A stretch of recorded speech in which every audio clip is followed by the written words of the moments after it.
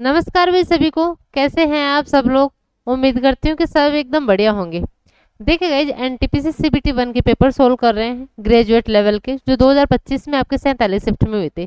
47 में से 25 शिफ्ट मैंने आपको करवा दी है और इनकी प्लेलिस्ट बना दी है।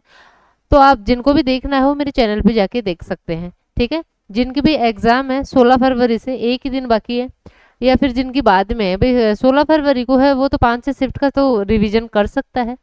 तो भाई आप 5 से 6 शिफ्ट भी कर लेते हैं जो पहली बार कर रहा है।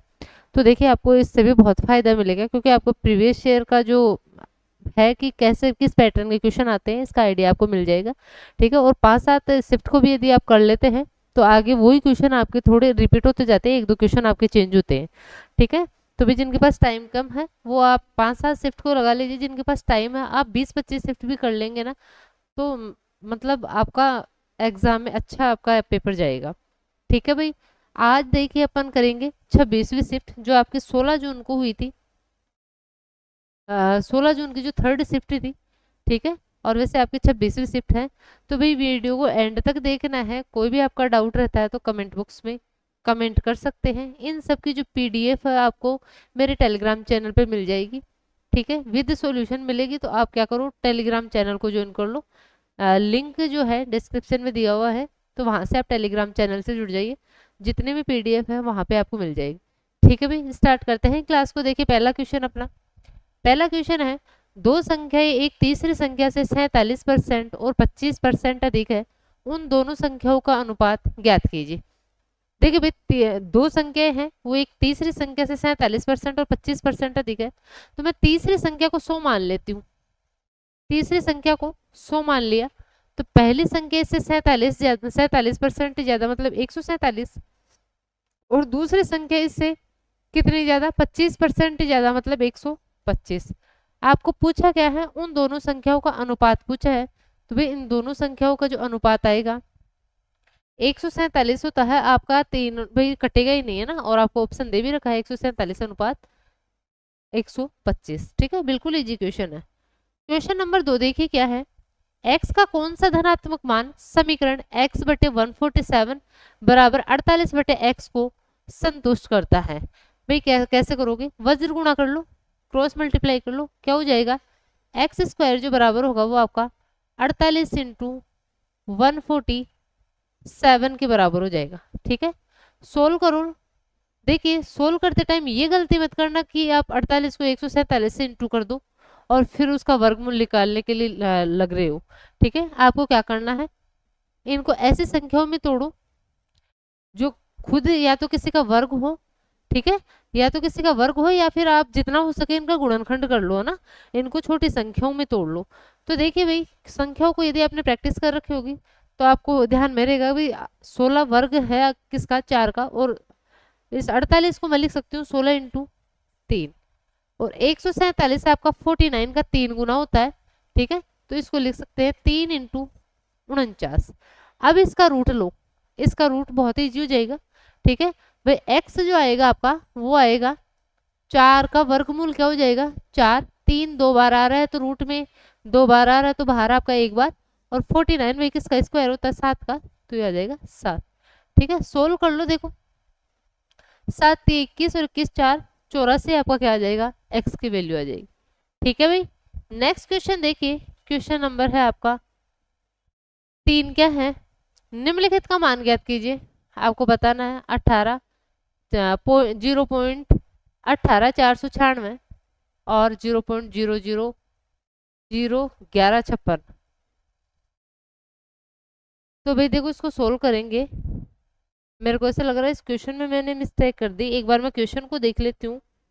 देखिए भाई क्वेश्चन प्रिंटिंग में थोड़ा सा मिस्टेक है। क्या है ये, एक्चुअल में जो ये क्वेश्चन है वो है आपका रूट ऑफ 0 यहाँ पे 0 लगा हुआ है, 18496, और नीचे वाले में एक 0 आपके पास में ज्यादा लगा हुआ है, तो इसको कम करो भाई, ये आपके पास में नीचे है 2 0, उसके बाद में 1156 है। ठीक है। एक्चुअल जो क्वेश्चन है आपके पास में ये है, ये थोड़ा सा प्रिंटिंग मिस्टेक हो गई, 0 यहाँ से यहाँ लग गया।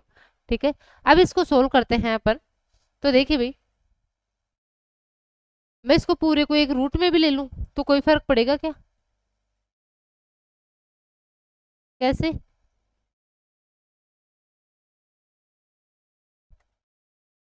मैं इस क्वेश्चन को ही, अरे भाई ऐसे भी लिख सकती हूँ, ठीक है। अब देखिए भाई यहाँ पे कितने डिजिट के पॉइंट के बाद में कितने डिजिट है, 6, और इसके बाद में के पॉइंट के बाद में कितने डिजिट है, 6। मतलब क्या करो आप इसको ऐसे लिख सकते हो, क्या लिख सकते हो, 18,496 बटे 1156, ठीक है। इसके बाद में 6 डिजिट है, उसके बाद में 6 डिजिट है, कैंसिल हो जाएगा पॉइंट आपका। अब इसको सोल्व कर लो। अब देखिए 1156 का तो पता है अपन को कि ये 34 का आपका क्यूब होता है, लेकिन 18,496 को थोड़ा सा करने में आपको टाइम लगेगा, तो इससे अच्छा आप काट लो। यहाँ पे देखिए 4 से आपका कट रहा है, पहले 4 से काट लो इसको। 4 से यदि काटते हैं तो 4 दूना 8 और 4 8 32, 4 नाम 36, 289 बार कट जाएगा। इसको 4 से काटो, 4 4 16, 4 से 24, 4 दूना 8 और 4 4 16। अब देखिए 17 से भी कटेगा, भाई कटेगी तो ये पूरी संख्या, क्यों, क्योंकि आपका पॉइंटों में नहीं आ रहा है, इसका मतलब कटेगा ही, ठीक है। यदि नीचे कोई संख्या रहती तो आपका पॉइंटों में आता, नीचे वाली संख्या पूरी पूरी कटेगी, तभी तो आपका जो आंसर आ रहा है वो क्या आ रहा है, एक नेचुरल नंबर आ रहा है, ठीक है। तो क्या करो 17 से काट लो, ये 17 बार कटेगा, ये 17 से कितने बार, 17 दूना 34, 12 बच गया, मतलब 122, 17 7 119 और आपका 3 बचेगा, 17 दूना 34, फिर 17 से काट लो इसको, 17 एकम 17, 10 बच गए और 17 6 102 होता है, मतलब 16, मतलब आपके पास आएगा √16 और √16 को अपन लिख सकते हैं 4। तो क्या आंसर आ जाएगा आपका 4, इसका आंसर आ जाएगा, ठीक है।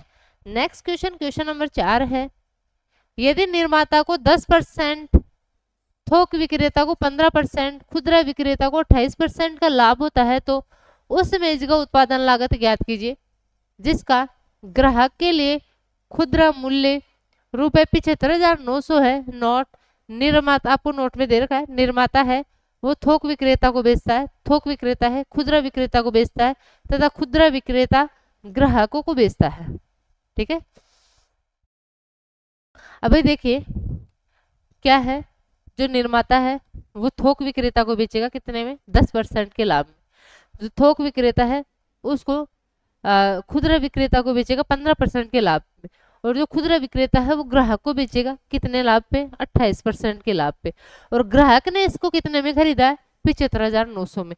तो मैं मान लेती हूँ कि जो निर्माता है उसको जो उसकी जो लागत थी वो x थी, भाई उसने को जो जो वस्तु बनी है शुरू में उसमें लागत तो आई होगी, मैंने मान लिया x रुपए की लागत आई है, ठीक है, मैंने मान लिया x रुपए की लागत आई है। अब जो निर्माता है उसको 10% के लाभ पे थोक विक्रेता को बेचेगा, मतलब 110% में बेचेगा। 110% को डायरेक्ट आप 11/10 लिख लीजिए। फिर जो ये जो अब थोक विक्रेता ने इसको खरीद लिया, ये बेचेगा किसको, खुदरा विक्रेता को, कितने परसेंट के लाभ पे, 115% के लाभ पे। वो 15% के लाभ पे, मतलब इसका 115% वो क्या लेगा, राशि लेगा, तो इसका 115% कर लो। अब ये आ गया किसके पास में, खुदरा विक्रेता के पास में, खुदरा विक्रेता इतने में खरीद के लाया उसको। अब ये किसको बेचेगा, ग्राहक को बेचेगा 28% के लाभ पे, मतलब 128% में बेचेगा, तो 128/100, ठीक है। तो ये ग्राहक ने इतने रुपए दिए हैं उसको खरीदने में, एक्चुअल में जो ग्राहक ने दिए हैं वो दिए हैं 75,900, तो ये किसके बराबर हो जाएगा, आपका 75,900 के बराबर हो जाएगा। यहाँ से इसमें थोड़ी सी काटापिटी होगी और आपका आंसर आ जाएगा। देखिए काटते हैं भाई, काटते हैं 1 0 से 5 को, इसको काटोगे तो 23 आ जाएगा, ठीक है भाई। 5 से इसको काटोगे तो ये 2 बार, ये 23 बार, और 2 से इसको काटोगे 2 6 12, 2 4 8, ठीक है। अब देखिए क्या कर लो आप, 4 से काट लो भाई, इधर काटो तो इधर, यहाँ पे काटो तो यहाँ पे काट लो आप।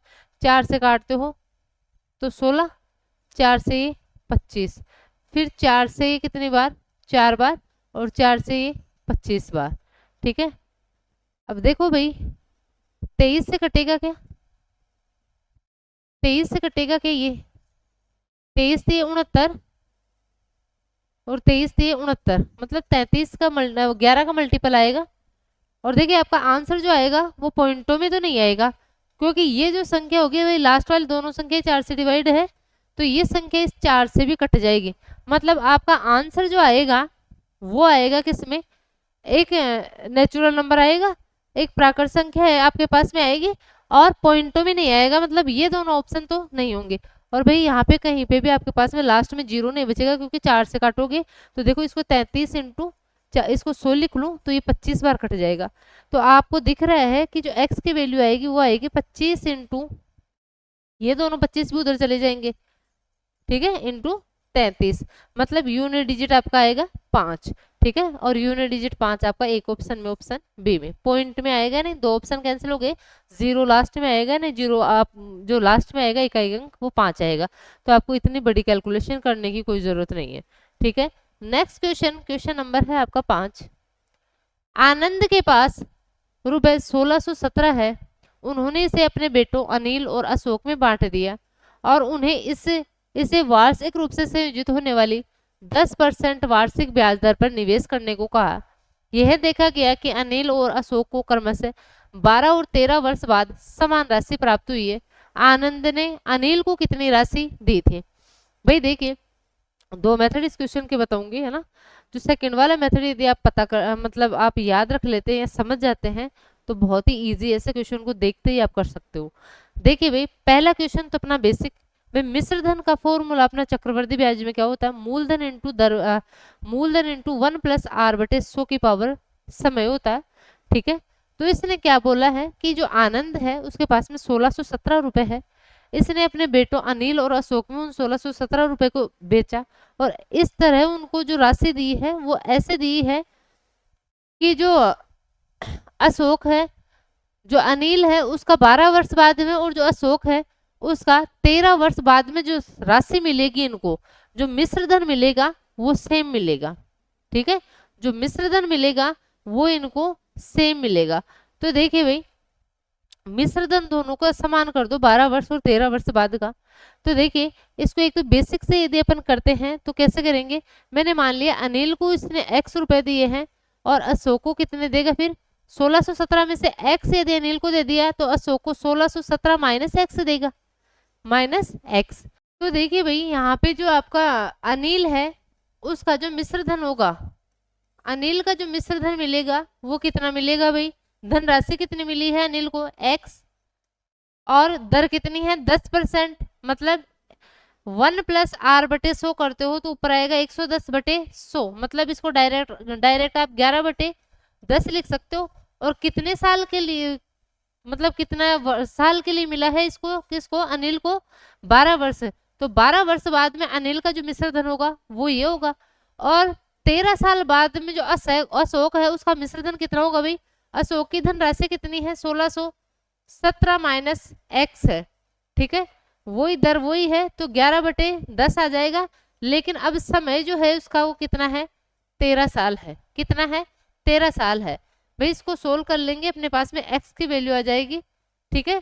कितनी आएगी? देखिए इससे काटोगे तो ये पावर कैंसिल हो जाएगी, 11 बटे 10 बच जाएगा इधर, ठीक है। 10 को इससे इंटू करोगे 10x, और देखिए ये 11 इससे x से इंटू का माइनस का 11x इधर आएगा, और इन दोनों का मिश्र धन भाई इसने वो क्या बोला है? बराबर होगा। इसका 12 साल बाद में, उसका 13 साल बाद में मिश्र धन बराबर हो जाएगा, तो दोनों को बराबर कर लो।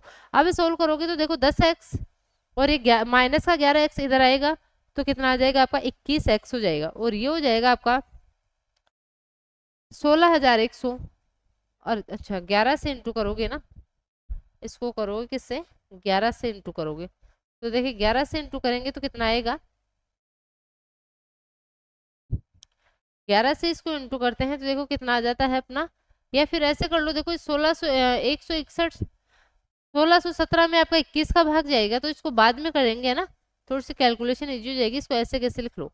अब देखिए 21 से आपका ये जो 1617 है वो कितने बार कट जाएगा? हाँ 21 7 163 तो ज्यादा हो जाएगा, वो 21 7 147 होता है। 21 से 7 बार कटेगा, 21 7 147, फिर से 14 बच जाएगा, फिर से 21 7 147, मतलब ये आ जाएगा। x की जो वैल्यू आएगी आपके पास में वो आएगी 7 4 8, मतलब 847। तो भाई अनिल को कितनी राशि दी गई थी? x की वैल्यू क्या आ गई अपने पास में? 847। ऑप्शन बी अपना एकदम सही हो जाएगा, ठीक है भाई। अब देखिए इसका एक शॉर्ट मेथड यदि आपको समझ में आता है तो बहुत ही अच्छा होगा। देखिए भाई, देखिए यहाँ पे जो आनंद है उसने अपने बेटों के बीच में जो राशि बांटी है वो बराबर तो नहीं बांटी होगी, क्योंकि बराबर बांटता तो बराबर समय में वो इक्वल होती। ठीक है, देखिए भाई कोई भी धन राशि है यदि आपको ज्यादा मिल रही है तो कम समय में वो ज्यादा हो जाएगी। ठीक है, यदि राशि ज्यादा तो आपको टाइम कम चाहिए, और यदि राशि आपके पास में कम है तो भाई मान लो कोई राशि है उसको 100 रुपए होने में, यदि कम राशि है उसको 100 रुपए होने में राशि कम है तो टाइम ज्यादा लगेगा, और आपके पास में राशि ज्यादा है तो आपका 100 रुपए क्या हो जाएगा, बहुत ही जल्दी, मतलब टाइम आपका कम लगेगा यदि राशि ज्यादा है तो। मतलब आपको पैसे ज्यादा मिल रहे हैं, एक तो आपको पैसे ज्यादा मिल रहे हैं, एक को कम मिल रहे हैं, है ना। तो यदि आपको पैसे कम मिल रहे हैं तो आपको देखो दोनों का मिश्र धन, मतलब लास्ट में जो राशि मिलनी है वो आपको सेम मिलनी है। मतलब जिसको ज्यादा पैसे मिले होंगे उसको थोड़े समय में उतनी राशि हो जाएगी, और जिसको कम पैसे मिले हैं उसको थोड़ा सा टाइम लगेगा, ज्यादा टाइम लगेगा, मतलब उतना समय उतनी राशि होने में। ठीक है, तो इससे ही आपको बस इतना सा ये कंसेप्ट आप समझ गए तो ये क्वेश्चन आपके लिए बहुत इजी हो जाएगा। कैसे भाई, जिसको राशि ज्यादा मिली है उसको टाइम कम मिला है, और जिसको राशि कम मिली है उसको टाइम ज्यादा मिला है, मिश्र धन समान होने के लिए। ठीक है, तो यहाँ पे दर आपको दी है 10%, यहाँ पे जो दर है वो दी है आपको 10%, 10% मतलब 1/10। ठीक है, तो मतलब जिसको टाइम कम मिला है उसको राशि ज्यादा मिली होगी, और जिसको टाइम ज्यादा मिला है उसको कम राशि मिली होगी। ठीक है, तो टाइम ज्यादा किसको मिला है, अशोक को मिला है, अशोक को ज्यादा समय मिला है, तो मतलब इसकी जो धनराशि है वो कम होगी। मतलब यदि अशोक को कितने रुपए मिले हैं, 10 मिले हैं, तो जो अनिल है उसको एक ज्यादा, अनिल को कितने मिले होंगे, एक ज्यादा, मतलब 11। तो यहाँ से अनिल और अशोक में जो राशि दी गई है उसका अनुपात अपने पास में आ जाएगा, अनिल और अशोक। भाई अशोक को यदि 10 रुपए मिले हैं तो अनिल को इससे एक ज्यादा 11 रुपए मिले। ठीक है, तो ये आ जाएगा आपका अनिल और अशोक की धनराशि का रेशो। बस आपको इतना समय है, इतना समझना है, जिसके पास समय जिसको समय कम मिला है उसको शुरू में जो धनराशि दी गई होगी, जो मूलधन दिया गया होगा वो ज्यादा दिया गया होगा, और जिसको धनराशि ज्यादा मिली है, या फिर आप ऐसे समझो कि जिसको समय ज्यादा मिला है उसको धनराशि कम दी होगी। ठीक है, तो देखिए टोटल रुपए दिए कितने गए हैं, 1617। भाई दोनों को इस अनुपात में मिले हैं, मतलब 1617 आपकी 21 की वैल्यू, और आपको फाइंड आउट किसकी करनी है, अनिल की। मतलब इसको 11 से इंटू कर दो, किससे इंटू कर दो, 11 से इंटू कर दो। सोल्व करोगे देखिए वही आपका कितनी बार चला जाएगा, ये तो 77 बार, और 77 को यदि 11 से इंटू करते हैं तो अपने पास में 8 4 7 मतलब 847 रुपए आ जाएंगे। ठीक है, तो ये बहुत इजी मेथड है यदि आप समझ जाते हैं तो। ठीक है भाई, ऑप्शन बी अपना एकदम सही हो जाएगा। नेक्स्ट क्वेश्चन देखिए, क्वेश्चन नंबर 6 क्या है आपका। एक दुकानदार अपने सामान पर लागत मूल्य से x% अधिक मूल्य अंकित करता है और उसे 60% की छूट पर बेचता है। यदि उसे सामान पर 84% का लाभ हुआ होता है, लाभ प्राप्त होता है, तो x का मान ज्ञात कीजिए। भाई देखिए इसने बोला है कि लागत मूल्य से x% अधिक अंकित करता है, तो देखिए भाई मैं इसको क्या मतलब इसमें मैंने आपको सीधा सीधा से एक फॉर्मूला बता रखा है कि क्रय मूल्य और अंकित मूल्य का जो रेशियो पता करते हैं वो कैसे करते हैं, 100 माइनस छूट बटे 100 प्लस प्रॉफिट। यहाँ से आपको छूट दे रखी है, आपको प्रॉफिट दे रखी है, तो क्रय मूल्य और अंकित मूल्य का क्या आ जाएगा, आपके पास में रेशियो आ जाएगा। आप पता कर सकते हो इजीली कि क्रय मूल्य से कितना % अधिक आपका अंकित मूल्य तय किया गया था। तो देखिए डी की वैल्यू आपको दी गई 60, मतलब क्रय मूल्य बटे अंकित मूल्य आपका आएगा 100 माइनस 60 मतलब 40, और 100 प्लस पी, पी मतलब 84% का लाभ हुआ है तो 184 आएगा। ठीक है, यहाँ से अपने पास में क्रय मूल्य और अंकित मूल्य का रेशियो आ जाएगा। देखिए काटते हैं इसको, तो 4 से काटो ये 10 बार, 4 से 4 4 16, 4 6 24, अभी भी आपका, या इसको आगे रहने दो भाई, आप देख लो कितना 10 आ गया, मतलब इसको रहने दो, आगे काटोगे थोड़ी सी कैलकुलेशन आपके लिए ज्यादा हो जाएगी, तो आप इसको यहीं पे रहने दो। ठीक है भाई, आपका क्रय मूल्य 10 है और आपको जो अंकित मूल्य है वो 46 है। कितना अधिक अंकित किया गया भाई, 36, और किससे ज्यादा अंकित किया गया, 10 से, इंटू क्या हो जाएगा 100%, तो कितनी वैल्यू आ जाएगी आपकी, 360% अधिक अंकित किया गया। कितना, 360% अधिक अंकित किया गया। ऑप्शन ए अपना एकदम सही हो जाएगा। ठीक है, तो बहुत ही इंपॉर्टेंट है। क्रम मूल्य और अंकित मूल्य का जो रेशियो है उसमें वो कैसे आता है, 100 माइनस डिस्काउंट या छूट बटे 100 प्लस प्रॉफिट। ठीक है, नेक्स्ट क्वेश्चन देखिए, क्वेश्चन नंबर है आपका 7। चेतन शहर ए से शहर बी तक की यात्रा करता है। यदि चेतन अपनी कार को अपने सामान्य चाल की 2/3 चाल से चलाता है तो वह शहर बी 46 मिनट की देरी से पहुंचता है। यदि चेतन अपनी सामान्य चाल से कार चलाता है तो उसे शहर ए से शहर बी तक जाने में कितना समय लगता है। देखिए भाई, इसने क्या बोला है, जो चेतन है वो शहर ए से शहर बी तक की यात्रा कर रहा है। ठीक है, और चेतन अपनी कार का अपने सामान्य चाल की 2/3 चाल से चलाता है। सामान्य चाल की 2/3 चाल से, सामान्य चाल की मतलब यदि उसके सामान्य तो वो 3 की चाल से चलाता है। ठीक है, तो आज वो किस स्पीड से चला रहा है, 2 की स्पीड से चला रहा है। तो सामान्य चाल और अब वर्तमान में जो चला रहा है, वर्तमान चाल का जो अनुपात आएगा, चाल का जो अनुपात आएगा वो आपके पास में आएगा 3:2। मतलब वो सामान्यतः यदि 3 की चाल से चला रहा है तो अभी वो किस स्पीड से चला रहा है, 2 की स्पीड से चला रहा है। इस वजह से क्या हो जाता है, वो वही सामान्य तो वो मान लिया कि एग्जाम्पल के लिए 3 किलोमीटर पर घंटे से चलाता है, लेकिन आज 2 किलोमीटर पर घंटे से चला रहा है।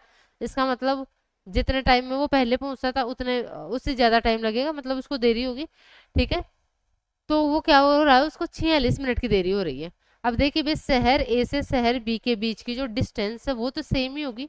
ठीक है, जो वो डिस्टेंस है वो तो कांस्टेंट ही होगी, और जब डिस्टेंस कांस्टेंट होती है तो चाल और आपका जो समय है एक दूसरे के रेसिप्रोकल होते हैं, इनवर्सली प्रोपोर्शनल होते हैं। मतलब यदि आपको समय का रेशियो आपके पास में 3:2 है तो टाइम का जो रेशियो आता है, टाइम का जो रेशियो है वो 2:3 हो जाएगा।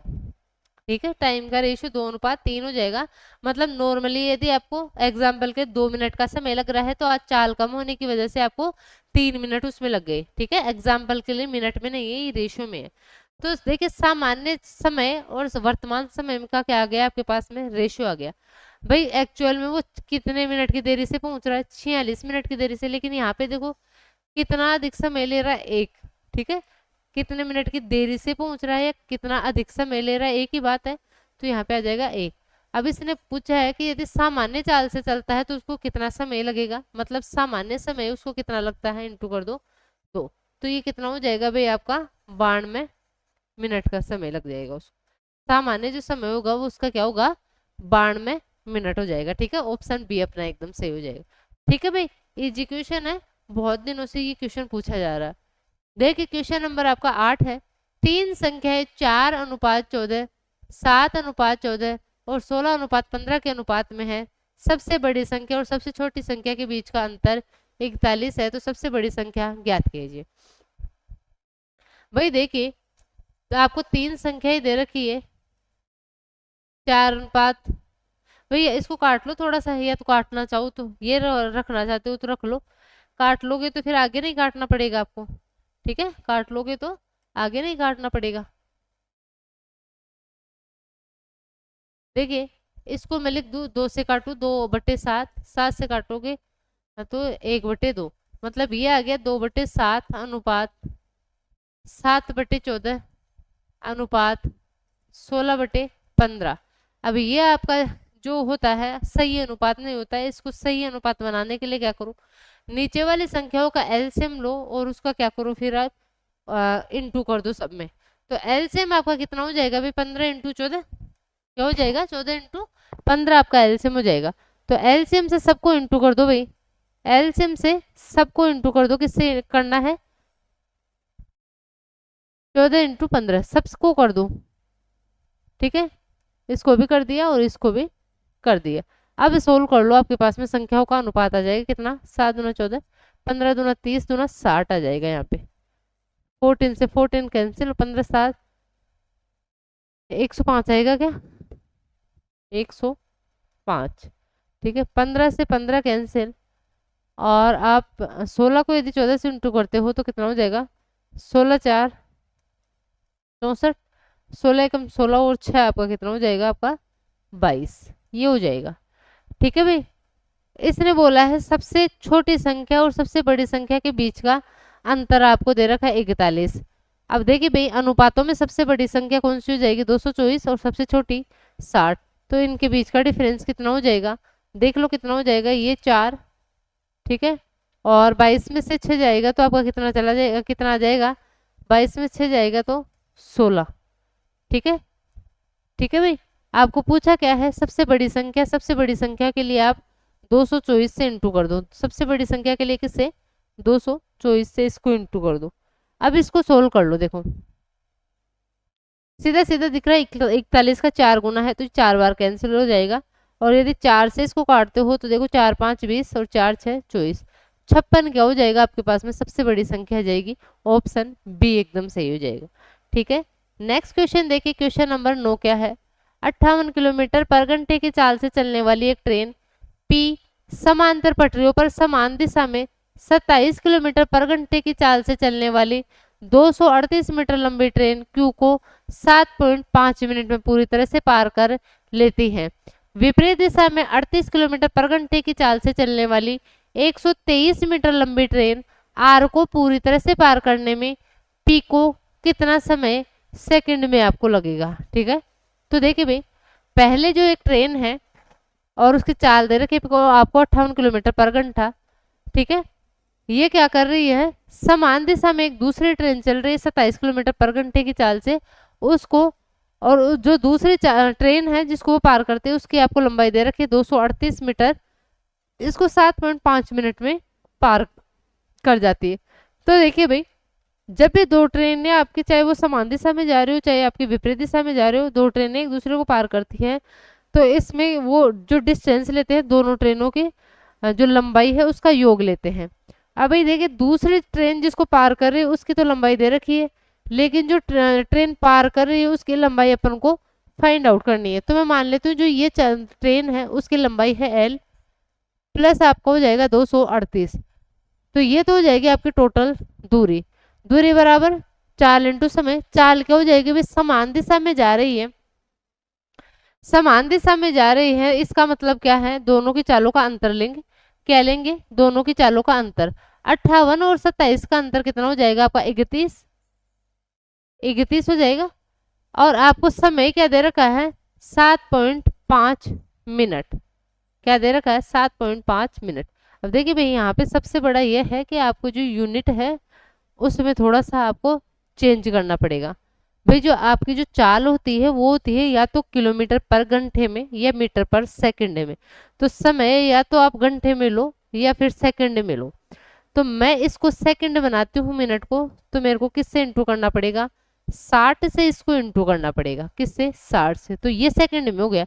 लेकिन जो चाल है वो किलोमीटर पर घंटे में है, भाई घंटे को यहाँ पे भी सेकंड में चेंज करना है, और अपन को पता है कि जो चाल होती है किलोमीटर पर घंटे में उसको मीटर पर सेकंड में चेंज करने के लिए अपन किससे इंटू करते हैं, उसको मीटर पर सेकंड में चेंज करने के लिए 5/18 से अपन इंटू करते हैं। अब देखिए चाल अपने मीटर पर सेकंड में, जो आपको दूरी दे रखी हो मीटर में और समय आपका सेकंड में। अब इस क्वेश्चन को कर सकते हैं। ठीक है, यहाँ पे देखिए पॉइंट से आपका 0 कैंसिल, ठीक है, 6 3 18 और 3 से ये 25 बार। ठीक है, अब इसको सोल्व कर लो, देखो 25 5 125, ठीक है, या 25 को पहले 31 से इंटू कर लो फिर 5 से इंटू कर लो, थोड़ा सा इजी हो जाएगा। 25 से कम 25 5 2, 25 3 75 और 2 कितना हो जाएगा आपका, ये हो जाएगा। अब इसको 5 से इंटू कर लो तो देखिए भाई कितना आ जाएगा, 5 5 25, 7 5 35 और 2 37, 3 7 5 35 और 3 आपका 38, ये हो जाएगा 3875। अब देखो एल की वैल्यू यदि आपको फाइंड आउट करनी है तो ये 238 इसमें से माइनस करना पड़ेगा, तो देखिए 238 इसमें से माइनस कर लेते हैं। ठीक है, करो भाई 238 को यदि माइनस करते हैं जो, तो पहली जो ट्रेन है उसकी लंबाई अपने पास में आ जाएगी, कितनी आएगी भाई 15 में से 8 जाएगा 7, 6 में से 3 जाएगा 3, 8 में से 2 जाएगा आपका 6 और ये 3, 3637 आपकी क्या हो जाएगी, जो ट्रेन है जो पार कर रही है उसकी लंबाई आ जाएगी। अब देखिए भाई ये जो ट्रेन है ये क्या कर रही है, एक दूसरी ट्रेन को और पार कर रही है, जो विपरीत दिशा से आ रही है, और 38 किलोमीटर पर घंटे उसकी चाल है, 123 मीटर लंबी है, और आपको बताना है कि कितने समय में वो पार करेगी। मैंने आपको बोला है कि चाहे आप समान दिशा में ट्रेनें चल रही हो, चाहे विपरीत दिशा में, डिस्टेंस जो जो लोगे, दोनों के जो लंबाई उसका योग लोगे। तो देखिए भाई, इसकी लंबाई है आपकी 3637 और इसकी लंबाई कितनी है, आपको 123 मीटर दे रखी है।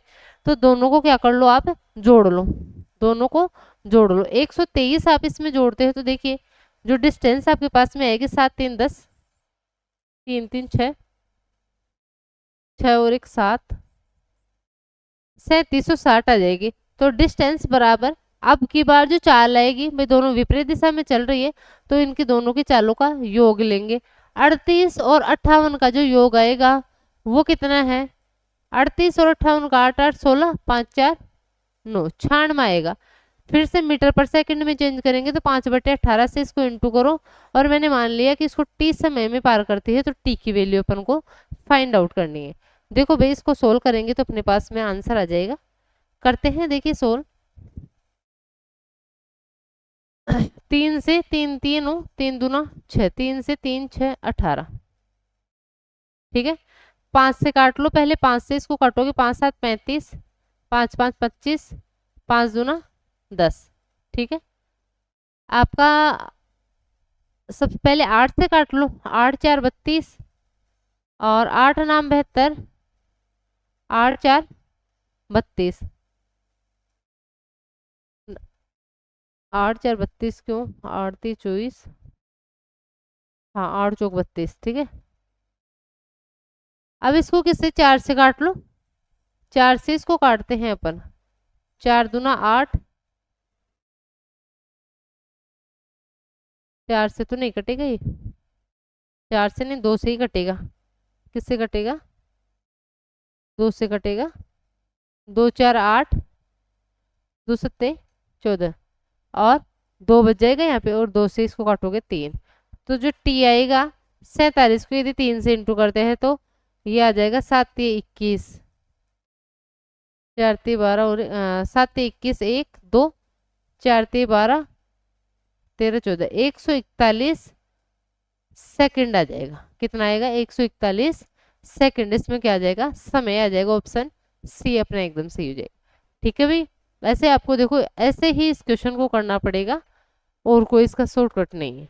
ठीक है, नेक्स्ट क्वेश्चन देखिए, क्वेश्चन नंबर है आपका 10। एक व्यक्ति अपनी आय का 20% बचाता है, उसका व्यय 960 है, तो उसकी आय कितनी है। भाई आय अपने आप में 100% होती है, 100% में से 20% उसने बचा लिया, तो उसने खर्च कितना किया, 80%। लेकिन एक्चुअल में जो उसने खर्च किया है वो कितना है, 960, मतलब 960 है आपकी 80% की वैल्यू, और आय आपको पता करनी है, मतलब 100% की वैल्यू फाइंड आउट करनी है। ठीक है, काटोगे इसको परसेंटेज से परसेंटेज, ये 4 बार और ये आपका 5 बार कट जाएगा 20 से। 4 से इसको काट लो, 4 दूना 8, 4 चौक 16, ये आ जाएगा। 24 5 120 होता है, तो 1200 आपका क्या आ जाएगा, यहाँ से टोटल आ जाएगी, ऑप्शन डी अपना एकदम सही हो जाएगा। ठीक है भाई, नेक्स्ट क्वेश्चन देखिए, क्वेश्चन नंबर है आपका 11। वह सबसे बड़ी संख्या जिससे 93 और 190 को विभाजित करने पर शेषफल क्रम से 5 और 3 बचता है, तो ज्ञात कीजिए। भाई आपको इनमें से सबसे बड़ी संख्या आपको ढूंढनी है, बतानी है, जिसमें यदि आप 93 में भाग देते हो तो शेषफल 5 बचता है, और 190 में भाग देते हो तो आपके पास में शेषफल 3 बचता है। या तो आप देख लो ऑप्शन से बाई ऑप्शन कर लो, ठीक है, या फिर इससे भी थोड़ा सा शॉर्ट अपने लिए हो जाएगा कि यदि शेषफल 5 बच रहा है इसमें भाग देने से, मतलब यदि इसमें से 5 में घटा दूं तो कितना आएगा, 88, मतलब 88 में उस संख्या का पूरा पूरा भाग जाएगा। ठीक है भाई, 93 में भाग देने पे यदि 5 शेषफल बच रहा है, तो यदि 93 में से मैं 5 घटा दूं, इसका मतलब 88 में उस संख्या का पूरी तरह भाग जाएगा। ठीक है, और यदि यहाँ पे 3 शेषफल बच रहा है, तो यदि 190 में से आप 3 माइनस कर देते हैं तो जो संख्या आएगी उसमें भी उस संख्या का पूरा भाग जाएगा। तो 190 में से यदि आप 3 को माइनस करते हो तो कितना आएगा आपके पास में, 187। मतलब आपको पता करना है 88 और 187 का HCF, और अपन को सीधा सीधा दिख रहा है कि 11 का मल्टीपल है और 8 का मल्टीपल है, मतलब इन दोनों में से कोई सा होगा। तो देखिए 8 कहीं पे भी नहीं, लेकिन 11 आपके पास में है, तो तो ये क्या हो जाएगा, 11 वो संख्या आपके पास में आ जाएगी। ठीक है, इजी क्वेश्चन है। क्वेश्चन नंबर देखिए आपका 12 क्या है। समीकरण x की power 4 minus 13x square plus 36 बराबर 0 को द्विघात समीकरण में लघुकृत करे और लघुकृत द्विघात समीकरण के मूल ज्ञात करे। भाई इसने क्या बोला है, भाई यहाँ पे तो पावर इसकी 4 है, मतलब एक द्विघात समीकरण नहीं है, लेकिन इसने क्या किया है, क्या बोला है कि इसको लघुकृत करना है किसमें, द्विघात समीकरण में। तो आप कैसे कर सकते हो, भाई मैं एक्स स्क्वायर को यदि कोई अलग डिजिट कोई अलग वेरिएबल मान लूं, मान लिया y मान लिया, ठीक है, एक्स स्क्वायर को यदि y मान लिया आपने, तो ये क्या x की पावर 4 को आप y की पावर 2 लिख सकते हो क्या, माइनस 13y प्लस 36 बराबर 0। अभी आपके पास में द्विघात समीकरण बन गई। तो पहले इसको क्या करना है, आपको द्विघात समीकरण बनाना है और उसके बाद में इसको सोल्व करना है। अब भाई मूल कैसे पता करोगे, दो संख्याएं ऐसी जिनको जोड़ोगे तो 13 और जिनको इनटू करो तो आपके पास में 36 आना चाहिए। ठीक है, तो क्या हो सकती है आपके पास में, ये हो सकती है आपके पास में 9 और 4, 9 चौक 36 होता है, मतलब -9 और -4 लेती हूं मैं। तो देखिए -9 और -4 माइनस का 13 और दोनों को इंटू करते हो तो 36। इसके बाद में अपन क्या करते हैं, y के साथ में यदि वेरिएबल है तो उससे अपन इनको डिवाइड करते हैं, नहीं है तो चिन्ह चेंज कर दो आप। ठीक है, चिन्ह चेंज कर दो, ये इसके मूल हो जाएंगे, क्या हो जाएंगे, 9 और 4 हो जाएंगे। ऑप्शन डी अपना एकदम सही हो जाएगा। ठीक है भाई, नेक्स्ट क्वेश्चन देखिए, क्वेश्चन नंबर है आपका 13। एक समभुज के लिए अंतःकोणों का योग उसके बाह्य कोणों के योग से 300% अधिक है। बहुभुज के प्रत्येक अंतःकोण की माप x डिग्री है, तो x का मान क्या होगा। भाई देखिए इसने क्या बोला है, जो इंटरनल एंगल है वो एक्सटर्नल एंगल के से 300% अधिक है। 300% अधिक है मतलब जो बाह्य कोण है, बाह्य कोणों का योग यदि 100% है तो इंटरनल एंगल या जो आंतरिक कोण है उनका योग कितना हो जाएगा, 400%। 300% अधिक मतलब 400% हो जाएगा। तो मतलब क्या हो जाएगा, यहाँ पे जो इंटरनल एंगल है और जो एक्सटर्नल एंगल है उनका जो आपका रेशियो आएगा वो कितना आएगा। भाई ये यदि 100% है तो जो आपका आंतरिक कोण है वो क्या हो जाएगा, इससे 300% अधिक, मतलब ये 100% है, 100 है तो इससे 300% अधिक मतलब 400 हो जाएगा। तो ये हो जाएगा 400। दोनों को काटते हो तो रेशियो अपने पास में आता है, आंतरिक कोण और बाह्य कोण का रेशियो क्या होता है आपके क्या आ जाएगा आपके पास में 4:1 आ जाएगा। अब देखिए भाई प्रत्येक आंतरिक कोण और बाह्य कोण का जो आपका योग होता है वो कितना होता है, 180 होता है। इंटरनल एंगल और एक्सटर्नल एंगल का जो योग होता है, प्रत्येक का जो योग होता है वो कितना होता है, 180 डिग्री। देखिए भाई 180 डिग्री की वैल्यू अपने पास में अनुपातों में कितनी आ गई, 5 आ गई। आपको पूछा क्या है, अंतःकोण, प्रत्येक अंतःकोण का माप, तो आपको 4 की वैल्यू फाइंड आउट करनी है। 4 से इसको क्या कर दो, मल्टीप्लाई कर दो। ठीक है, 5 से काटोगे, 5 से 15, 5 6 30, 36 को यदि 4 से इंटू करते हैं तो 144 अपने पास में क्या आ जाएगा, प्रत्येक आंतरिक कोण आ जाएगा। ऑप्शन बी अपना एकदम सही हो जाएगा। ठीक है भाई, इजी क्वेश्चन है। नेक्स्ट क्वेश्चन देखिए, क्वेश्चन नंबर 13 क्या है। अमित ने एक दुकान से 1120 प्रति किताब की दर से 51 किताबें खरीदी और दूसरी दुकान से रुपए 900 प्रति किताब की दर से 49 किताबें खरीदी। उसने प्रति किताब औसत मूल्य कितना भुगतान किया। भाई देखिए 51 किताबें हैं, उनमें से उसने प्रत्येक किताब कितने में खरीदी, 1120 में, और 49 किताबें उसमें से प्रत्येक किताब खरीदी उसने 900 रुपए में। अब बोल रहा है कि एवरेज बताओ कि एवरेज उसने एक किताब कितने में खरीदी। डेविएशन सबसे अच्छा है। तो देखिए इसमें के और इसके बीच में आप कुछ भी मान लो, या आप ऐसे कर लो, इन दोनों में से यदि आप कोई सी एक वैल्यू मान लेते हो तो आपके पास में क्या हो जाता है, एक तो आपका 0 बन जाएगा, तो आपको एक तरफ से कैलकुलेशन करना पड़ेगा। मतलब डेविएशन मैंने मान लिया, डेविएशन से कैसे करेंगे, मैंने मान लिया कि एवरेज जो है एक किताब का वो कितना है, 900 रुपए प्रति किताब है। ठीक है, लेकिन भाई देखिए यहाँ पे आपका 900 थोड़ी ना, एवरेज कितना है, 1120 है, मतलब कितना ज्यादा है आपका, यहाँ पे आपका 220 ज्यादा है। एक किताब पे कितना ज्यादा, 220 रुपए ज्यादा है। तो भाई 51 किताबों पे कितना ज्यादा हो जाएगा, ये देख लो। 51 रुपए किताबों पे कितना ज्यादा हो जाएगा, 51 को यदि 22 से इंटू करते हैं तो 51 को 2 से इंटू करेंगे 102, और 102 को यदि अपन 11 से इंटू करें देखो लास्ट में तो 0 आएगा। 102 को यदि 11 से इंटू करे तो अपने पास में आएगा 1120। अबे 1100, ये तो एवरेज है ये किताब का, ये 1120 रुपए ज्यादा है, तो इसको भी आपको एवरेज बनाना पड़ेगा। मतलब तरबूज कटेगा, सब में बटेगा, तो जितना भी ज्यादा आ रहा है उसको सब में डिवाइड कर दो, सब में डिवाइड कर दो। यहाँ पे 51 और यहाँ पे 49 है, टोटल कितनी किताबें हैं 100, तो 1120 जो रुपए ज्यादा है उसको 100 किताबों में डिवाइड कर दो। ठीक है, कर लो इसको सोल्व। देखिए 0 से 0 कैंसिल और ये आ जाएगा 11.2 आपका आ जाएगा। तो कितना हो जाएगा भाई, यही आएगा ना भाई, यहाँ पे तो आपका 0 बन ही जाएगा ना, और ये कितना हो जाएगा 220 ज्यादा। ठीक है, ये 0,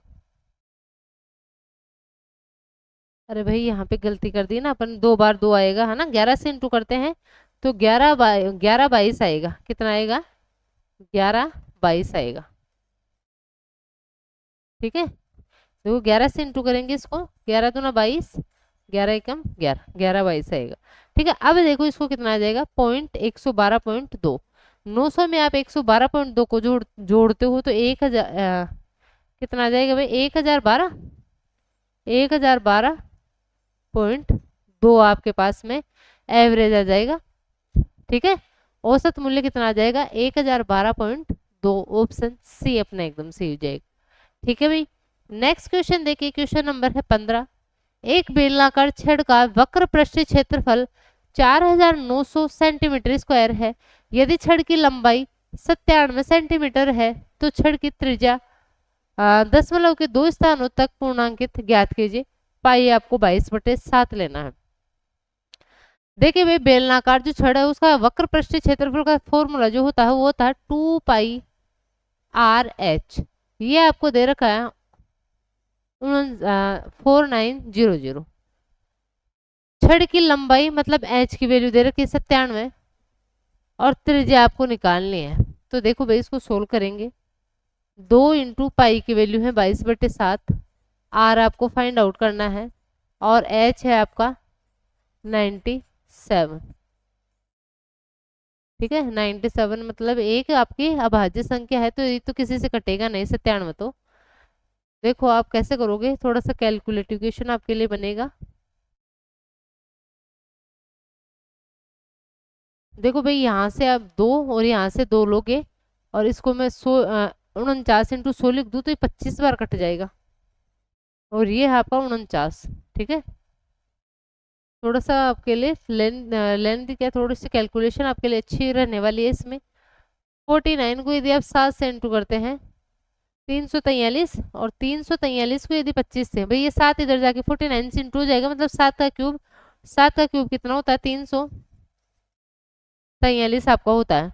343 को यदि 25 से इंटू करते हैं तो 25 3 75, 7 25 4 100 और 7 107, फिर से 10 25 3 75 और 10 85, ये आ जाएगा। इसको आपको भाग देना है किसको, किसका 97 इंटू 11 मतलब 7 9 7 16, इसका भाग देना है 1006 का। तो देखो भाई 8 बार जाएगा क्या, 8 बार जाएगा क्या इसमें, देखो 8 7 56, 5 8 6 48 और 5 आपका 53, 8 एकम 8, 8536, मतलब 8 पॉइंट कुछ आएगा, 8 पॉइंट कुछ आएगा। अब 8 पॉइंट के बाद में देखिए भाई आपका बहुत कम संख्या बचेगी, मतलब 8 से जस्ट थोड़ा सा बड़ा ही आएगा आपका, लगभग आपका 8 ही आएगा। ऑप्शन डी आपका एकदम सही हो जाएगा भाई। क्यों, क्योंकि देखो 8536 आ रहा है, आप 75 में से 36 को माइनस करते हैं तो देखिए आपके पास आएगा 9 और 29 बचेगा। अब आप 0 लगाओगे, ठीक है, 290 में भी आपका नहीं जाएगा तो आप यहाँ पे 0 लगाओगे, फिर आप 2900 में दोगे।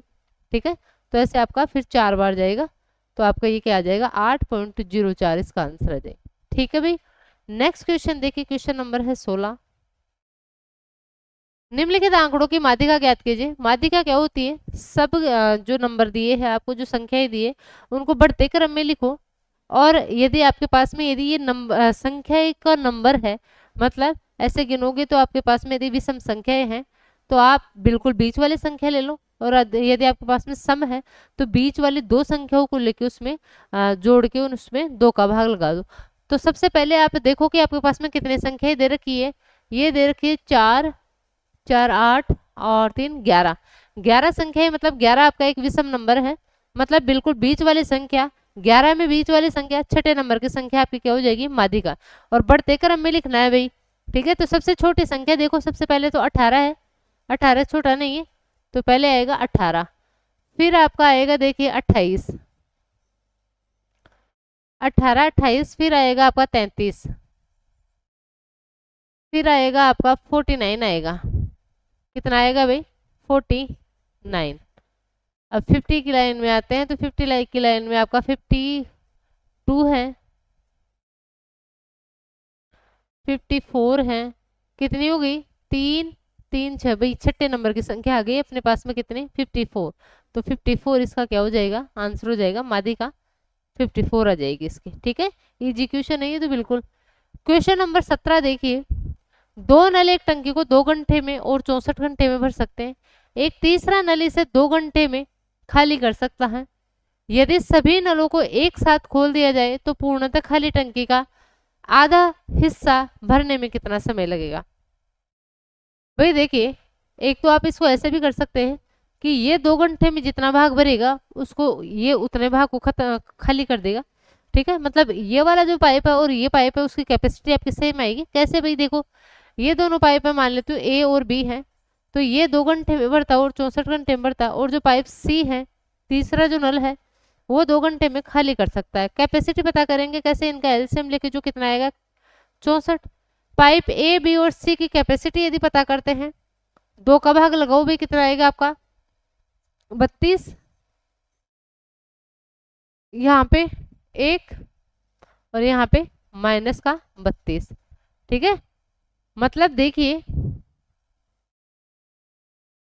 जो ए पाइप है वो एक घंटे में 32 भाग को भर सकता है, जो पाइप बी है वो 1 घंटे में 1 भाग को भर सकता है, जबकि जो पाइप सी है वो 1 घंटे में 32 भाग को खाली कर देगा, ठीक है। आपको बताना है टंकी का आधा हिस्सा, मतलब 64 का आधा हिस्सा कितना हो जाएगा आपका 32। 32 को भरने में आपको कितना समय लग जाएगा भाई। देखिए ये दोनों मिलके 33 भाग को भरेंगे, लेकिन 1 घंटे में ये 32 भाग को खाली भी कर देगा। 33 में से 32 भाग खाली हो गए तो 1 घंटे में तो 1 भाग ही भरा, तो 32 भाग को भरने में आपको 32 घंटे लग जाएंगे, ठीक है। 32 भाग को भरने में 32 घंटे लग जाएंगे, तो ऑप्शन बी अपना एकदम सही हो जाएगा, ठीक है भाई। नेक्स्ट क्वेश्चन देखिए, क्वेश्चन नंबर 18। साधारण ब्याज पर एक निश्चित धनराशि 2 वर्ष में 1750 और 4 वर्ष में 3000 हो जाती है। वार्षिक ब्याज की दर ज्ञात कीजिए। भाई 2 वर्ष में 1750 और 4 वर्ष में 3000 हो रही है, तो आपको 2 वर्ष का साधारण ब्याज मिल गया कितना, 2 वर्ष का जो एसआई है, 2 वर्ष का जो एसआई है वो कितना है भाई आपका 1750 से 3000 हो रहा है, मतलब आपका 1250 हो गया। 2 वर्ष का जो साधारण ब्याज आया वो आपके पास में आया 1250, ठीक है। मतलब देखिए तो आपके पास में मूलधन यहाँ से क्या आ जाएगा, यहाँ पे देखिए 2 वर्ष का मिश्र धन 1750 है। यदि मिश्र धन में से आप 2 वर्ष के मिश्र धन में से 2 वर्ष का ऐसा ही आप साधारण ब्याज माइनस कर दोगे तो मूलधन आपके पास में आ जाएगा। मतलब 2 वर्ष का जो आपके पास में मिश्र धन 1750 है उसमें से 1250 आपका साधारण ब्याज है, तो मूलधन कितना है भाई, मूलधन आपका 500 है क्या, मूलधन कितना है 500 है। दर आपको निकालनी है, दर बराबर क्या हो जाएगा 1 साल का ब्याज। भाई आपका देखिए 2 साल का ब्याज आपका 1250 है, या आप ऐसे नहीं तो आप देखो वैसे कर लो भाई, 2 साल का आप क्या करो भाई, ऐसे समझ में नहीं आ रहा तो देखो कैसे करेंगे। साधारण ब्याज बराबर क्या होता है, 2 साल का साधारण ब्याज है अपने पास में 1250, साधारण ब्याज बराबर मूलधन कितना है 500, दर अपन को फाइंड आउट करनी है। समय आपको भाई 2 साल लिया है तो 2/100, इसको सोल्व कर लो आप, देखो कितना आएगा, 2 जीरो से 2 जीरो कैंसिल, 5 दूना 10, 10 से ये जीरो कैंसिल, तो आर आ जाएगा आपका कितना 125%। दर कितनी आएगी भाई 125% आ जाएगी, ऑप्शन डी अपना एकदम सही हो जाएगा, ठीक है। नेक्स्ट क्वेश्चन, क्वेश्चन नंबर है 19। निर्भय अकेले किसी कार्य को 19 दिनों में पूरा कर सकता है और विस्मय अकेले उसी कार्य को 6 दिनों में पूरा कर सकता है। उन्होंने साथ मिलकर कार्य करना शुरू किया, लेकिन निर्भय को काम पूरा होने से 4 दिन पहले ही कार्य छोड़ना पड़ा। कार्य कितने दिनों में पूरा हो पाएगा? देखिए भाई कैसे करेंगे इस क्वेश्चन को अपन। निर्भय जो है वो अकेले काम को 19 दिनों में कर सकता है। कितने दिन में? 19 दिन में निर्भय। और जो विस्मय है वो उस काम को 6 दिनों में कर सकता है। सबसे पहले टोटल वर्क पता कर ले, कितना आएगा भाई? 114 आएगा क्या? कितना आएगा? 114। ठीक है, सोल्व करोगे निर्भय की जो कैपेसिटी आएगी या एफिशिएंसी जो आएगी वो कितनी आएगी? 19 से 114 6 आ जाएगा। और जो विस्मय है उसकी कितनी आ जाएगी? 19 आ जाएगी। कितनी आ जाएगी? 19। मतलब जो निर्भय है वो एक दिन में 6 काम कर सकता है, जबकि जो विस्मय है वो एक दिन में 19 काम कर सकता है। क्या बोला गया है आगे देखिए क्वेश्चन में। उन्होंने साथ मिलकर कार्य करना शुरू किया, लेकिन निर्भय को काम पूरा होने से 4 दिन पहले कार्य छोड़ना पड़ा। भाई दोनों ने साथ मिलकर काम करना शुरू किया था, लेकिन जो निर्भय है उसने जब काम पूरा हुआ उससे 4 दिन पहले ही काम छोड़ दिया। मतलब 4 दिन पहले काम छोड़ दिया, मतलब लास्ट के 4 दिन अकेला कौन काम करा है? विस्मय काम करा है। तो 4 दिन में विस्मय ने कितना काम किया होगा ये फाइंड आउट कर लो। विस्मय ने 4 दिन में कितना काम किया होगा भाई एक दिन में 19 काम, तो 4 दिन में 76 काम। कितना? 76 काम किया होगा। किसने? विस्मय ने। लास्ट के 4 दिन में अकेले काम किया कितना? 76। अब भाई बचा हुआ जो काम है वो दोनों ने मिलकर शुरू किया था, तो दोनों ने मिलकर किया होगा। कितना काम? देख लो 114 में से यदि अपन 76 को माइनस करते हैं तो ये आएगा अपने पास में 8 और ये आ जाएगा 38। 38 काम को क्या है दोनों ने मिलके किया होगा। तो भाई कितने दिनों में किया होगा? एक दिन में दोनों मिलके 25 काम। एक दिन में दोनों मिलके 25 काम, तो 38 काम को करने में दोनों ने कितना समय लिया होगा? एक दिन, एक सही 13/25 दिन लिए होंगे। एक सही 13/25 दिन लिए होंगे। ठीक है, तो इसने पूछा क्या है? कार्य कितने दिनों में पूरा हो जाएगा? भाई एक सही 13/25 दिन तक तो दोनों ने साथ में काम किया और लास्ट के 4 दिन अकेले विस्मय ने काम किया। मतलब टोटल जो आपका आएगा समय वो आएगा 5 सही 5 दिन 13/25 आपका आ जाएगा। ठीक है, 5 सही 13/25 आएगा। ऑप्शन ए अपना एकदम सही हो जाएगा। ठीक है भाई, नेक्स्ट क्वेश्चन देखिए। क्वेश्चन नंबर है 20। निम्नलिखित में से कौन सी संख्या 47 से विभाज्य है? अब भाई देखिए 47 से तो आपको भाग देके ही देखना पड़ेगा। ठीक है, तो जल्दी जल्दी भाग दे लेते हैं। देखिए 3816 में यदि आप 47 का भाग देते हैं तो कितनी बार जाएगा?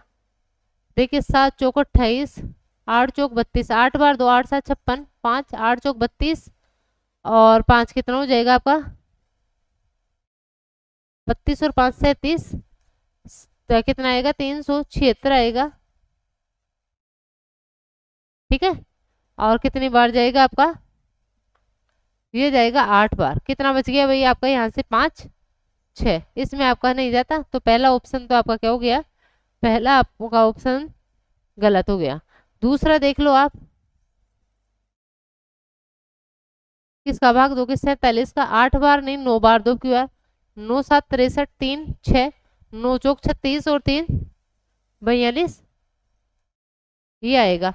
तो कितना आ जाएगा भाई? देखिए यहाँ से अपने पास में 8 18 186। 186 में 47 का भाग जाता है क्या?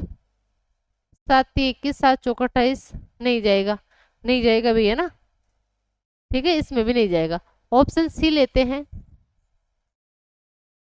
इसमें 47 का यदि भाग देते हैं अपन तो देखिए भाई 8 बार दे रहे थे तो कितना आ रहा था अपने पास में? ये आ रहा था 3700 कुछ आ रहा था।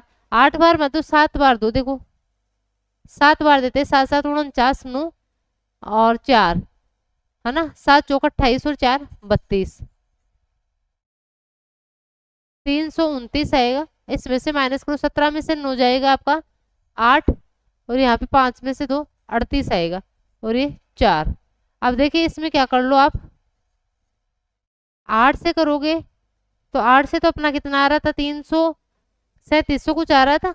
9 से करते हो, 9 7 63, लास्ट में 3 आएगा, मतलब इससे में भी नहीं जाएगा। आप लास्ट ऑप्शन देख लो 3995। वैसे तो यदि इन 3 में नहीं जा रहा तो चौथे में तो जाएगा ही जाएगा ना। तो आप क्या करो, इसमें 47 का भाग देते हो आप। देखिए पहले 8 बार जाएगा, 8 7 56, 5 8 चौक 32 और 5 37, इतना आ जाएगा। अब इसमें करते हैं तो देखिए कितना आ जाएगा, ये 4 2 और 5, 245 में 5, इसको 5 से इंटू करो, देखो 7 5 35, 3 5 चौक 20 और 3 23। भाई यहाँ पे क्या गलती हो गई है अपन से,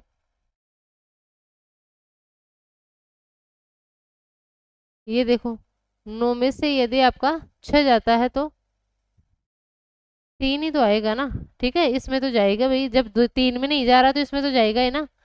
तो ये 3 आ रहा है, यहाँ पे जा रहा है इसमें, तो आपका ऑप्शन डी एकदम सही हो जाएगा। ठीक है, तो कोई ट्रिक व्रिक, आप कितनी ट्रिक याद करोगे। ठीक है, आपकी कैलकुलेशन स्पीड इतनी अच्छी होनी चाहिए कि आप ऐसे क्वेश्चन को तो एटलीस्ट कर ही लो। ठीक है भाई, नेक्स्ट क्वेश्चन देखिए, क्वेश्चन नंबर है आपका 21। यदि निम्नलिखित आंकड़ों का बहुलक 160 है तो x का मान ज्ञात कीजिए। भाई आपको वर्ग और आपको फ्रीक्वेंसी दे रखी है, आपको इसका बहुलक दे रखा है, तो x का मान ज्ञात करना है। भाई देखिए सबसे पहले तो बहुलक का जो सूत्र होता है वो होता है बहुलक बराबर lower limit plus f minus f1 बटे 2f minus f1 minus f2 into height. अब देखिए ये होते क्या है भाई, यहाँ पे अपन को देखिए क्या दे रखा है, बारंबारता दे रखी है, फ्रीक्वेंसी दे रखी है, मतलब ये जो वैल्यू है वो 10 बार, ये इतनी बार, ये इतनी बार, ये इतनी बार आ रही है। ठीक है, अब अपन को f जो होता है, जो ये फ्रीक्वेंसी लेते हैं, जो सबसे ज्यादा बार आया है वो लेंगे। अब अपन को भाई यहाँ पे x दे दिया, तो अपन को क्या पता कि x की वैल्यू क्या है। तो जब भी आपके पास में ऐसा आता है तो आप जो बारंबार वर्ग मानोगे वो इसी को मानो, भाई x को ही आप क्या मान लो कि माना x की वैल्यू यहाँ पे सबसे ज्यादा है। ठीक है, तो आप इसी वर्ग को ले लो। अब इसके अकॉर्डिंग इस क्वेश्चन को सोल्व करना है। इसमें जो x है वो तो है आपका f, इससे जस्ट पहले जो है वो आपका f1, इसके जस्ट बाद में जो है वो है आपका f2। यहाँ पे जो इस वर्ग का जो ये लोअर लिमिट है वो आपकी l हो जाएगी। हाइट क्या हो जाएगी, इनका डिफरेंस कितना है, 5। आ गया सब कुछ। अब इसको सोल्व कर लो। बहुलक आपको दे रखा है 160, लोअर लिमिट आई है 160 प्लस f आया है x, f1 है आपका 31, 2f मतलब 2x माइनस 31 माइनस 24 इंटू आपका 5। अब देखिए भाई 160 इधर आएगा, 160 में से माइनस होगा तो 0। ठीक है, क्या हो जाएगा 0, मतलब इसकी जो वैल्यू आएगी आपके पास में वो आ जाएगी 0।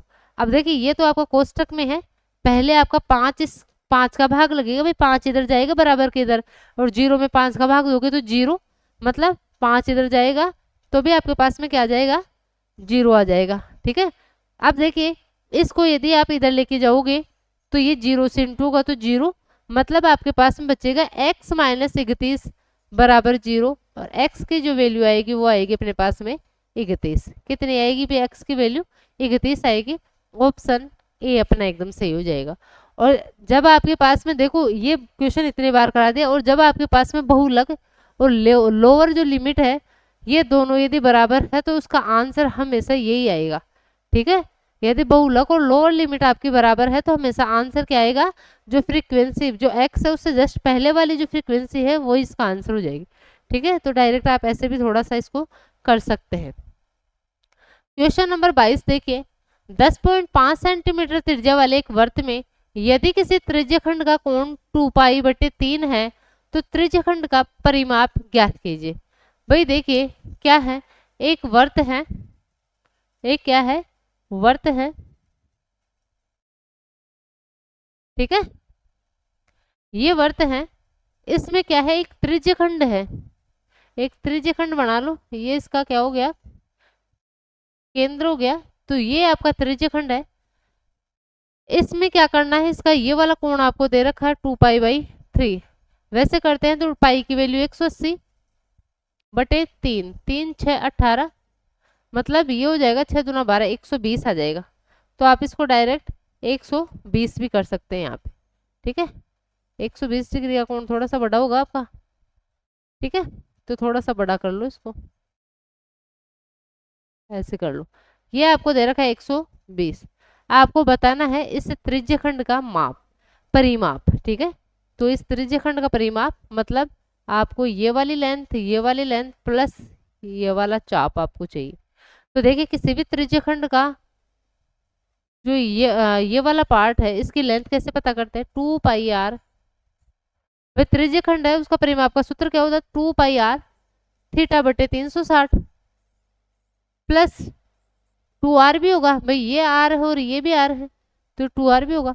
कर लो इसको सोल्व, पाई रखना है 22/7, आर जो है वो आपको दे रखा 10.5, थीटा आया है अपने पास में 120, बटे में है 360, प्लस में है 2 आर। 10.5 को 2 से इंटू करते हो तो आपका कितना आ जाएगा, आपका 21 आ जाएगा। क्या कितना आ जाएगा, 21। इसको सोल्व कर लो भाई, अपने पास में आंसर आ जाएगा इसका। करते हैं सोल्व, देखिए कितना आ जाएगा, पॉइंट हटाओगे ये 0 कैंसिल हो जाएगा, ठीक है। 7 से इसको काटोगे, 7 एकम 7, 7 5 35, 15 बार कट जाएगा। 12 से ये 12 थी, ये 36, 5 से 5 से 15, ये 15 से 2 बार कट रहा है ना, ये 15 से डायरेक्ट काटो कितनी बार, 2 बार, 15 दूना 30, और 2 से 2 कैंसिल, ठीक है भाई, ये आ जाएगा।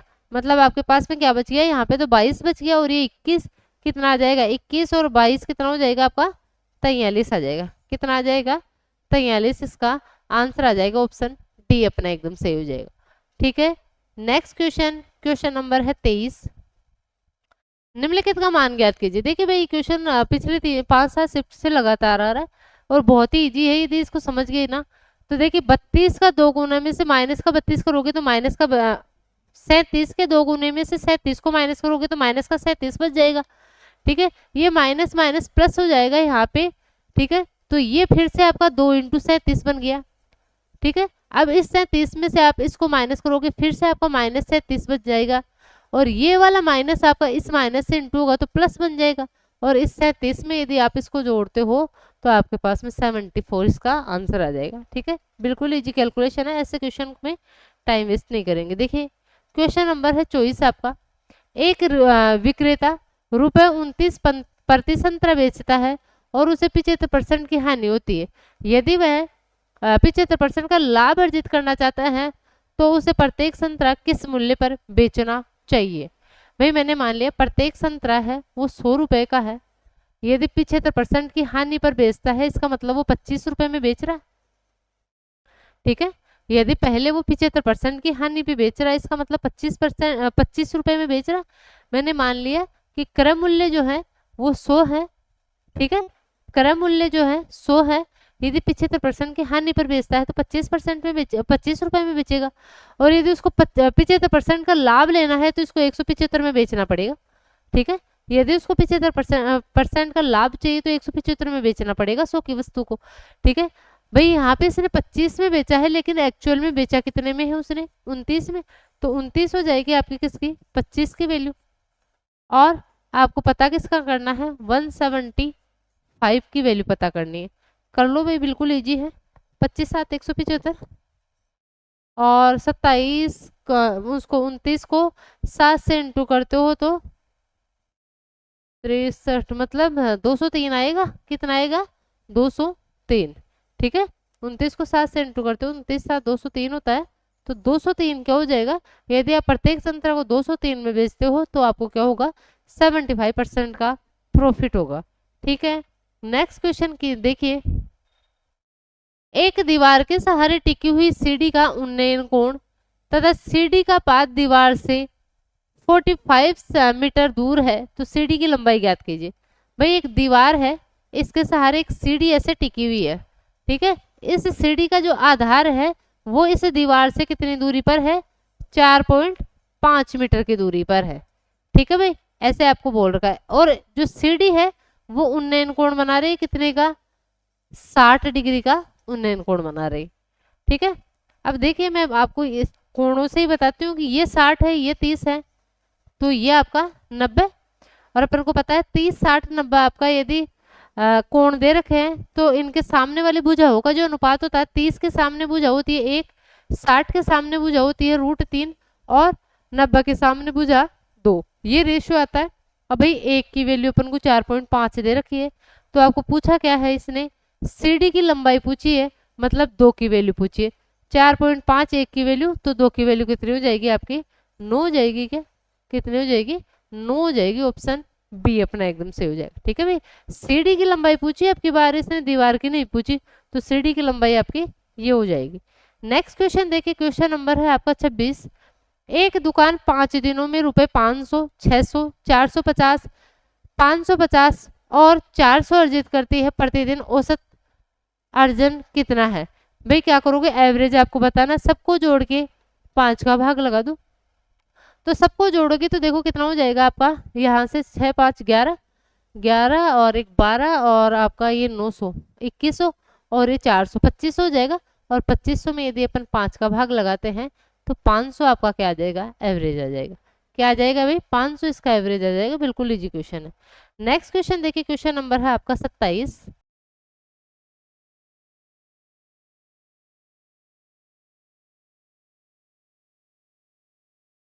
क्या है भाई क्वेश्चन, 3 पेन और 12 नोटबुक की कीमत रुपए 195 है। 7 नोटबुक की कीमत 4 पेन की कीमत से 39 अधिक है, तो 12 पेन और 6 नोटबुक की कीमत कितनी होगी। देखिए भाई इस क्वेश्चन में देखिए 12 पेन और 6 नोटबुक, मतलब 6 आपका कॉमन ले लो, तो देखिए जो आपके पास में जो संख्या आएगी वो 6 से डिविजिबल होगी। तो देखिए बाई ऑप्शन यदि अपने पास में एक ही संख्या हुई 6 से डिविजिबल, तो आपको इस क्वेश्चन में कुछ भी कैलकुलेशन करने की जरूरत नहीं पड़ेगी। ठीक है भाई, लास्ट में आप करोगे कि 12 पेन और 6 बुक, ठीक है, बुक का और पेन का प्राइस होगी, लेकिन 6 से तो मल्टीपल, 6 बाहर निकाल लो तो आपके पास में 6 से तो मल्टीपल होगा वो। तो आप एक बार देखो कि 6 से मल्टीपल कोई संख्या आपके पास में है क्या। 6 से मल्टीपल 2 और 3 से होनी चाहिए, तो देखिए आपके पास में ये संख्या और ये संख्या आपके 2 और 3 दोनों से नहीं है। ठीक है भाई, अब देखिए वो 2 से नहीं है ये वाली संख्या, और ये संख्या 2 से नहीं है, तो 3 का तो चेक ही नहीं करना। अब इन दोनों में भाई 2 से तो है ही, 3 का चेक कर लो एक बार। ये वाली जो संख्या है वो 3 का मल्टीपल है, मतलब ये तो 6 से डिविजिबल है, लेकिन देखिए इस संख्या को देख रहे हैं तो भाई ये आपकी 3 से डिविजिबल नहीं है। एक ही संख्या आपकी ऐसी है जो 6 से डिविजिबल है। मतलब इस क्वेश्चन में यदि आप ऑप्शन पे ध्यान दे लिए ना एग्जाम में, तो आपको इतना सा भी कैलकुलेशन नहीं करना पड़ेगा। और देखिए आप कितना टाइम बचा सकते हैं। अभी अपन इसमें करेंगे बेसिक से, तो देखिए आपका कितना टाइम बचेगा। ठीक है, एक बार ऑप्शन पे जरूर ध्यान दिया करो, और ये हैबिट आप घर से ही बनाओ। जब आप मॉक टेस्ट आप कर रहे हो उस टाइम आप इन चीज़ों को हैबिट में लो कि आप एग्जाम में भी इनको अप्लाई कर पाओ। ठीक है, तो देखिए भाई यहाँ पे इसको यदि अपन बेसिक से करना चाहें तो कैसे करेंगे। वैसे ने बोला है 3 बुक और 3 पेन और 12 बुक, इनकी कीमत है 195। मैं इसको 3 से काट के थोड़ा सा इजी बना लेती हूँ। 3 से काटा ये 4 बार, और ये 3 से 3 6 18 और 3 5 15, मतलब पेन प्लस 4 बुक का जो मूल्य है वो आ गया अपने पास में 65 रुपए। ठीक है, एक इक्वेशन तो ये आ गई अपने पास में। अब देखिए आगे इसको, 7 नोटबुक की कीमत 4 पेन की कीमत से कितनी 39 अधिक है।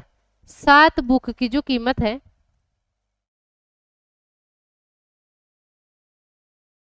7 बुक की जो कीमत है वो 4 पेन की कीमत से 39 अधिक है। 39 अधिक है।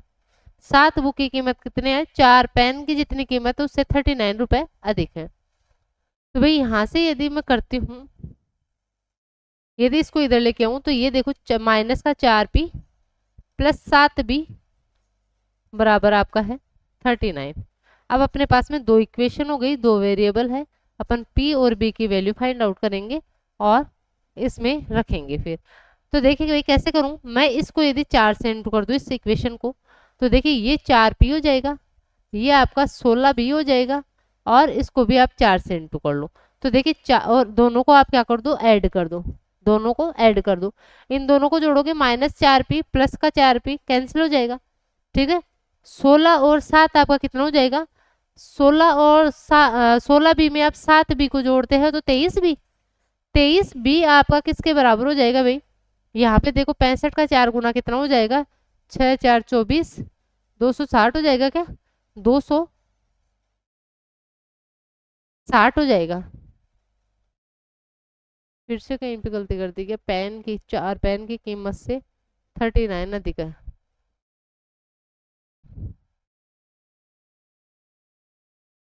पाँच चौक 20, 2 6 4 24 और 2 26, 260 सही है। और यहाँ पे 16 7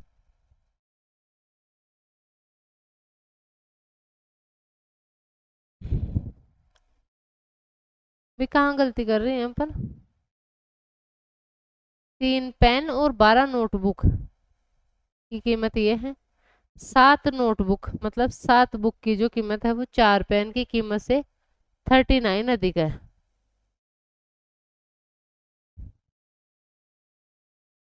ठीक है, यही आएगा, 4 को इधर लेके आए, ये 7 है, ये 39 है, ये आ जाएगा 4 पी, और यहाँ पे है 4 बी था तो 4 चौक 16, 23 भी हो गया, और इसमें ये जोड़ोगे। अच्छा अरे भाई 260 में अपन ने 39 तो नहीं जोड़ा भाई, ये भी तो जोड़ना है ना अपन को। ठीक है, गलती यहीं पे कर रहे हैं, 260 में आपको क्या करना है, 39 को जोड़ना है। तो इन दोनों को जोड़ते हैं तो देखिए कितना आएगा अपने पास में, ये 9, 6 और 3 9, और ये 299 आएगा। ठीक है, अब इसको सोल्व करो, देखिए 23 से कटेगा, अब अपना 23 से कटेगा, कितने बार कटेगा, ये कटेगा 23 से कम 23, 6 बच गया, 23 से 69 होता है, मतलब एक बुक की जो कीमत है वो है 13, एक बुक की कीमत कितनी है, 13 है। ये वाली इक्वेशन अपने पास थी P + 4B = 65, तो P की वैल्यू यहाँ से फाइंड आउट कर लेंगे, 65 में से क्या माइनस हो जाएगा भाई, एक बुक है आपके कितने की, एक बुक है 13 की, तो 4 बुक कितने हो जाएगी, 13 4 52, 12 हो जाएगा, 13 चौक 52, तो 52 हो जाएगा। ठीक है, एक बुक है 13 की तो 4 बुक कितने की है, 52 की। तो देखिए अपने पास में यहाँ से एक पेन की कीमत आ जाएगी कितनी, 13 रुपए, एक पेन है 13 रुपए का, और एक बुक है वो है 13 रुपए की, दोनों सेम ही है। आपको बताना 12 पेन, 12 पेन, एक पेन है आपका 13 का, तो 12 पेन कितने के हो जाएंगे, 144 में आप 12 जोड़ोगे तो 156। ठीक है, प्लस एक नोटबुक है आपके 13 की, तो 6 नोटबुक कितने के हो जाएंगे, 13 6 78, 78 आ जाएगा। जोड़ो भाई, 8 6 14, 7 6 13, और ये 234 आ जाएगा। ठीक है, तो देखिए भाई थोड़ा सा यदि आपने ऑप्शन पे ध्यान दे लिया तो आप खुद देख रहे हो कि आप कितनी बड़ी कैलकुलेशन से बच रहे हो, कितना टाइम आप अपना बचा रहे। ठीक है, नेक्स्ट क्वेश्चन देखिए, क्वेश्चन नंबर है आपका 28, केशव को पहले वर्ष में अपनी बिक्री राशि में 4% की वृद्धि और दूसरे वर्ष में 20% की वृद्धि होती है, और इसके साथ ही वर्तमान बिक्री 1,56,000 है, तो 2 वर्ष पहले की बिक्री कितनी है। रेशियो मेथड से करते हैं, 4% की फ्रैक्शन मतलब पहले की जो बिक्री है वो, और जो बाद की बिक्री है, इन दोनों में क्या आ जाएगा, रेशियो आ जाएगा। कैसे, 4% की वृद्धि होती है, 4% मतलब 1/25, मतलब बिक्री यदि पहले 25 है तो 4% की वृद्धि होगी, मतलब एक की वृद्धि होगी 26 हो जाएगी। ठीक है, फिर दूसरे वर्ष 20% की वृद्धि हो रही है, 20% की फ्रैक्शन 1/5, मतलब पहले यदि बिक्री आपकी 5 है तो बाद में कितने बढ़ के कितनी हो जाएगी, 6 हो जाएगी। ठीक है, कट कोई सा भी नहीं रहा, आप क्या कर लो, इनको इंटू कर लो, 25 5 125, और ये 26 6 176, 26 से 156 हो गया क्या, 6 6 36, 3 6 दूना 12 और 3 15, 156 ही होगा भाई। ठीक है, कितना होगा, 156 आएगा आपका, 26 से 156। ठीक है, अब इसको सोल्व कर लो भाई, पहले यदि आपकी बिक्री 125 थी तो अब कितनी हो गई, 156। तो देखिए इसने क्या बोला है कि यदि वर्तमान में उसकी बिक्री 1,56,000 है तो 2 वर्ष पहले कितनी थी, भाई वर्तमान में मतलब बाद में, आपको पहले का पूछा है, मतलब 125 की वैल्यू फाइंड आउट करनी है, मतलब 1,56,000 वैल्यू है आपकी 156 की, और आपको 125 की वैल्यू फाइंड आउट करनी है। इसको काटोगे आपका 1,000 बार कट जाएगा और ये आ जाएगा 1,25,000 आपका क्या आ जाएगी, 2 साल पहले की बिक्री आ जाएगी। कितनी आ जाएगी भाई, 1,25,000 आ जाएगी। ऑप्शन सी अपना एकदम सही हो जाएगा। ठीक है, नेक्स्ट क्वेश्चन देखिए, क्वेश्चन नंबर है 29। यदि बहुपद a x cube plus 4x² plus 3x minus 4 और x cube minus 7x plus a को x माइनस 2 से विभाजित किया जाता है, किए जाने पर समान शेषफल प्राप्त होता है, तो ए का मान ज्ञात कीजिए। भाई शेषफल समान प्राप्त होता हो रहा है जब आप x माइनस 2 से विभाजित करते हैं, मतलब x माइनस 2 से विभाजित करते हैं, मतलब x की वैल्यू आप 2 रख दो। ठीक है, x की वैल्यू आप 2 रखते हो तो शेषफल समान आता है। तो देखिए भाई आप 2 रखोगे तो यहाँ पे शेषफल कितना आ जाएगा, x की वैल्यू 2 रखोगे तो यहाँ पे शेषफल कितना आएगा, देख लो 2 रखोगे आप 8a प्लस ये कितना हो जाएगा आपका 2 दूना 4, 4 4 16 प्लस ये हो जाएगा आपका 3 दूना 6 माइनस 4, ये बराबर हो जाएगा। देखिए यहाँ पे 8 माइनस 7 दूना 14 प्लस a ये है। ठीक है, अब इसको सोल्व कर लेते हैं और a की वैल्यू फाइंड आउट कर लेते हैं। ये a यदि इधर आता है तो 7a बच जाएगा आपका, कितना बच जाएगा, 7a बच जाएगा। और इसको यदि सोल्व करते हैं अपन तो देखिए 22, 22 में 4 गए तो 18, ये 18 इधर जाएगा तो माइनस का 18, माइनस का 18 और माइनस का 14 कितना हो जाएगा आपका, माइनस का 32, मतलब माइनस का 32 और माइनस का 32 में से प्लस का 8 जाता है तो आपके पास में बच जाएगा माइनस का 24। कितना बच जाएगा भाई, माइनस का 24। और a की वैल्यू कितनी आएगी अपने पास में, -24/7 आ जाएगी। ठीक है, तो दोनों में यदि आप x बराबर 2 रखते हो तो शेषफल समान है, मतलब आप यदि x की वैल्यू 2 रखते हो तो आपके पास में शेषफल आएगा। तो आप x की वैल्यू 2 रख लो और देख लो कितना शेषफल, इससे ये दोनों का क्या कर दो आप, इक्वल कर दो।